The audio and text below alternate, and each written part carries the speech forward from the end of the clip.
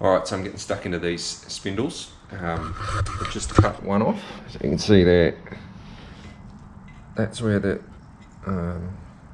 was it that way? Yeah, it was that way. That's where the standard one goes. So I'm going to cut some out and that'll get welded back in there somewhere.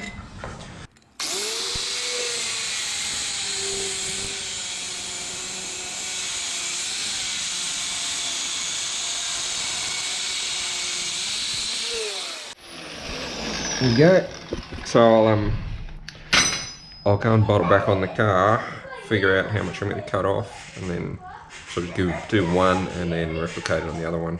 I've just got to check the angles and stuff as well, because we might want it to tilt a little bit when it gets cut short, but we'll see.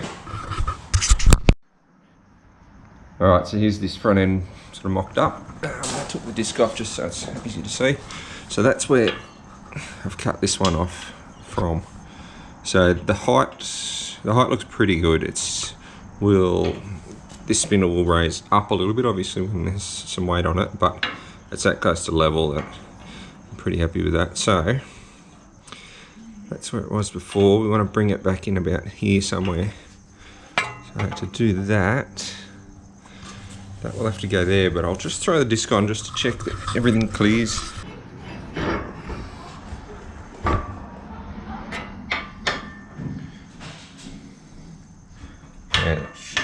Should be fine by the looks of things.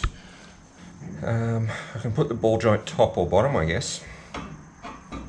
Quite which way I orient that.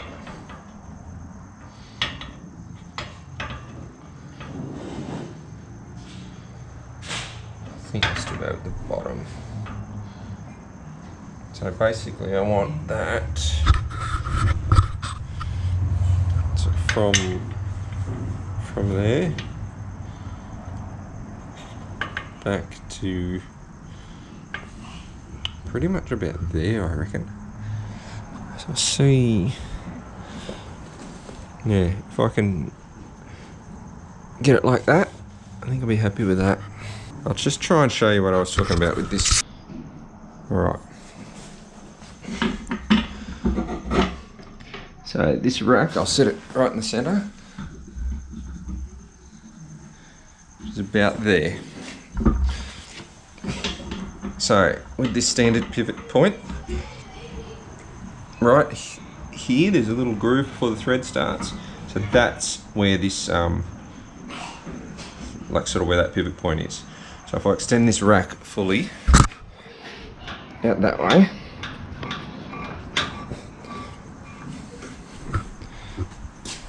and pull this around to meet it.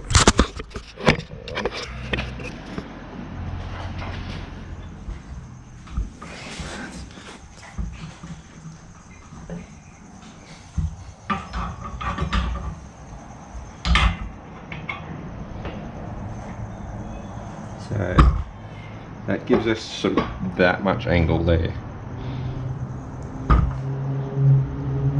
So now if I go back to straight, centre,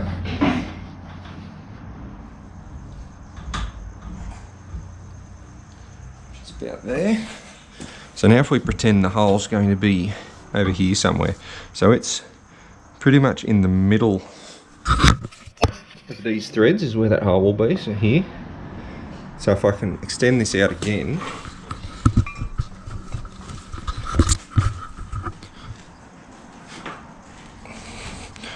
oops, gotta move that rack too.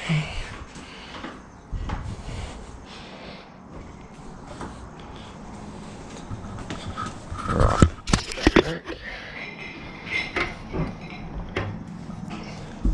So to get the middle of that there, it's actually like quite a bit more angle. I don't know if I can pick that up or not.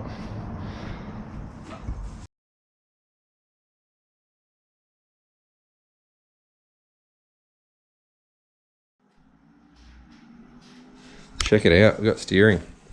So the rack's all hooked up. Just finished doing, putting that all together. It's all tacked in now. Rack's mounted, steering arms have been modified.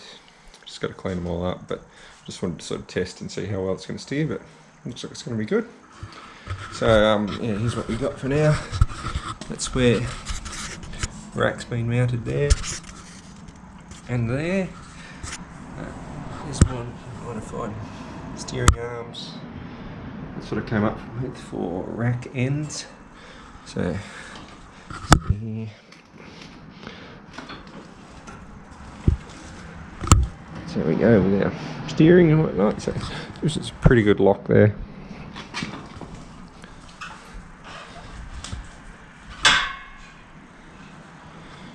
So I haven't really tried it on the run. I might just push it backwards. We'll see how we go. This thing's easy to push at the minute. Alright, let's go for a little ride. We're rolling.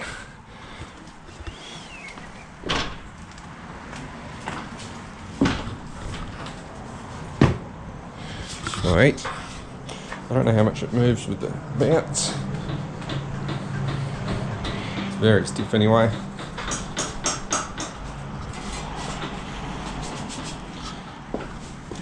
So yeah, look at that.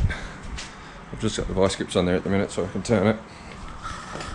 But yeah, not too bad. So turning right.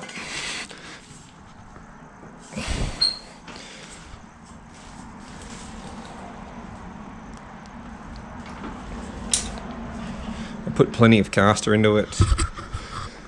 I can dial more in as well. But yeah, for now it's looking really good. I might try and get the motor just a little bit lower. I couldn't really go much lower with the rack. So I've got a bit of thick alloy, sort of like 50mm tube. But once I work out where it goes here, check how much clearance I got there, and I might cut that out and get another bit welded in just to give me another 20 or 30mm to get the motor just that little bit lower. But as it is now,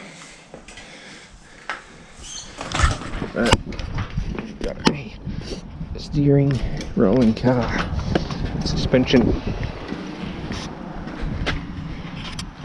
I'll just sit it there.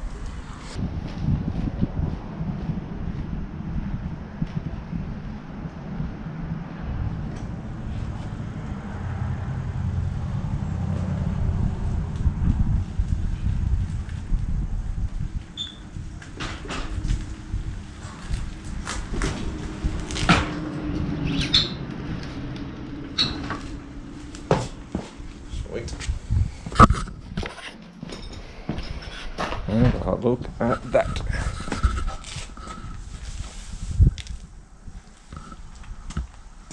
It's a full roller with steering.